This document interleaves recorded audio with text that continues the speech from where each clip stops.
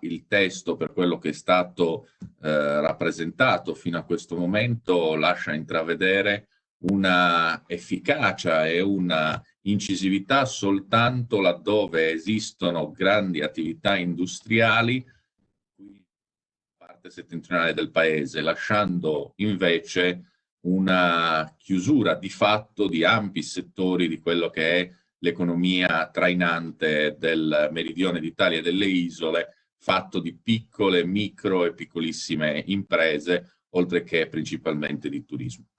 È mio intendimento per questo adottare un'ordinanza che, pur mantenendo la prudenza e la salvaguardia della salute dei cittadini come stella polare, consenta in Sardegna delle aperture, ancorché graduali, che consentano gradualmente di tornare ad una nuova normalità a tutti i cittadini sardi.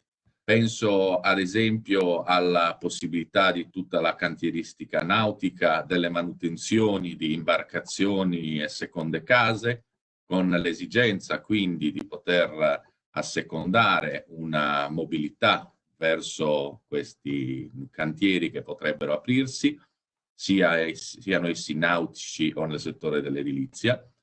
Penso all'edilizia, alle grandi opere in termini generali. Pensiamo che soltanto in Sardegna questo comparto vale 35.000 unità lavorative.